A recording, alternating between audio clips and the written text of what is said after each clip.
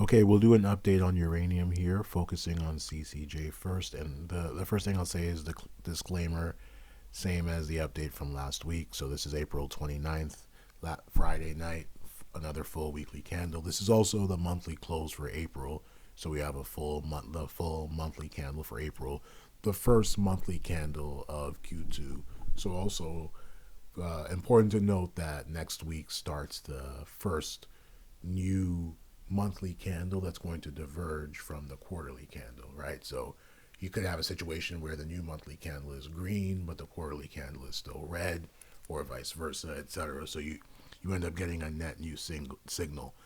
But more importantly, just in general, things are very bearish, and everything's going to get dragged down, including crypto. Uranium, certainly no exception. So you can see here, we could have had our DCL on day 31, but today we still didn't break this low, but it looks like we're about to. That we'll probably get that on Monday. I mean, we'll see. So we're probably on day 31. So still getting into that timing band for a daily cycle low. And on the weekly chart, much more significant, we have a swing high, as I noted, on week 11. This was week 13. We closed below the 10-week moving average. I'm not a huge weekly moving average person, but it is notable when you have a clean close right below the previous weekly candle. And again, we have a weekly swing high below 30, which is the big level to watch. All of these are not good signs. Oh, the other thing to just kind of note is that we generally have weekly cycles that are like 15 to 20 weeks, sometimes even like 24 or 23 was the previous one. So it being week 13, it's not super late in the cycle, and we're clearly in the declining phase.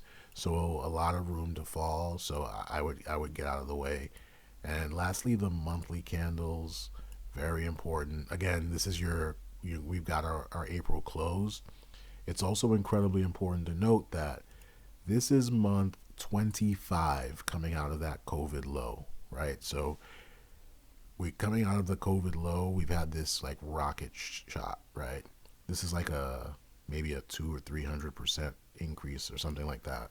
Especially if you count from this wick, like if you somehow caught that move, so it's a 500% increase.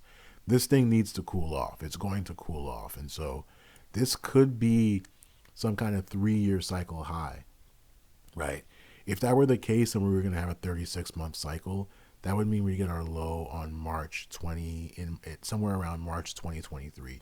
So we could go on to decline for, essentially another year, right? Like just kind of we could just kind of ratchet down, like, there will be lower highs along the way because nothing falls in a straight line, but just kind of headed down there for the next year. And maybe that's a harbinger for commodities in general, right? Like, and what level we settle out at, I mean, it's anybody's guess. I mean, I would guess maybe somewhere in the 15, 16 range, right? Based on this kind of chart structure. And it doesn't have to mean that doesn't mean the bull is over, right? It's more like if you think about this pattern, it resolves up and then we get another higher low and then we sort of continue from there. But for now, I would stay away. And if you look at a broader sort of cross sections, this is a monthly chart across a bunch of different uranium assets. They all have the same pattern. Almost made a bearish outside month. In some cases, got closer to others. Paladin managed to stay green for the month, so definitely showing some relative strength there. But these all seem like they want to continue to roll over. Though at the same time, on the daily level, there we are due for a bounce, due for a daily cycle low. But those could roll over in 3, 4, 5 days. So we could be talking about a rally for just a few trading days before rolling over to the next lower low. So again, I would get out of the way. The market as a whole is rolling over.